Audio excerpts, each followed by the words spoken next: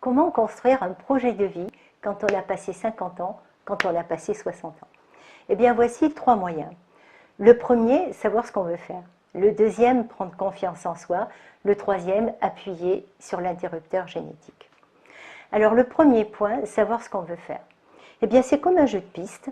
Un jeu de piste jalonné de questions, pas n'importe lesquelles, des questions judicieuses qui suivent un fil rouge. Un fil rouge autour de vos rêves, autour de vos aspirations, de ce qui vous fait vibrer, de ce qui vous donne de l'émotion. Demandez-vous à quoi vous aimeriez laisser plus de place dans votre vie. Par exemple, vos valeurs. Lesquelles aimeriez-vous faire vivre davantage? A contrario, y a-t-il des choses qui vous gênent, que vous aimeriez mettre de côté, comme par exemple un petit caillou dans votre chaussure? Et vous saurez que vous faites quelque chose de bien quand vous aurez le sentiment d'avoir du sens, d'avoir trouvé du sens. Alors là, la difficulté, c'est de ne pas s'égarer, de ne pas se disperser, de garder le cap. Le deuxième point, prendre confiance en vous. Et là, j'ai envie de vous dire, laissez de la place au prince et à la princesse que vous avez reçus à la naissance. C'est-à-dire votre potentiel, vos qualités, vos talents, votre savoir-faire, votre savoir-être. Pour les trouver, soyez réaliste. Soyez honnête avec vous-même et n'essayez pas de vous sous-estimer. Pensez par exemple à ce que vous avez réussi à 20 ans, à 30 ans, à 40 ans. Qu'est-ce que c'est que vous avez mobilisé pour y arriver? Et puis il y a quelque chose sur lequel vous pouvez prendre appui, bien sûr, c'est votre capital d'expérience et votre capacité d'adaptation.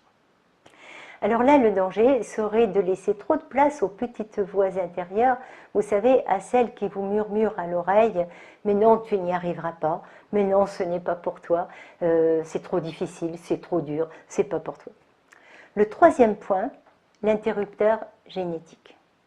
Alors l'épigénétique, c'est la science qui étudie l'influence du comportement sur le fonctionnement génétique. L'épigénétique nous dit qu'à notre naissance, nous recevons une carte génétique. C'est gravé dans le marbre, c'est immuable. En revanche, et c'est ça la bonne nouvelle, c'est que nous avons le pouvoir par notre mode de vie, par notre comportement, d'agir sur la régulation de ces gènes. Et ce mode de vie, il s'appuie sur 5 facteurs. Notre alimentation, l'activité physique, l'acuité intellectuelle, la gestion du stress et la qualité des relations sociales et affectives. Entendons-nous bien, je ne suis pas là ce matin pour vous parler d'alimentation. Vous savez comment il faut faire. Je suis là pour attirer votre attention sur les attitudes à préserver, celles de l'optimisme, celles de la vision positive, qui vous permettront d'alimenter votre capacité à anticiper, votre capacité à vous adapter aux imprévus.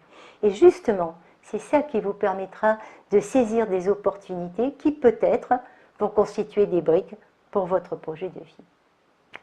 Donc pour conclure, je suis convaincue que c'est justement quand on change de vie qu'il faut avoir un projet qui ait du sens. Alors si vous venez de naître chez les seniors, il faut que vous bâtissiez votre projet, pas le mois prochain, pas demain, maintenant. Alors moi je peux vous aider dans ce cheminement, pourquoi? Parce que je vis ce que je viens de vous dire. Et je peux vous aider, je peux vous accompagner à construire un projet qui ait du sens pour votre seconde partie de vie.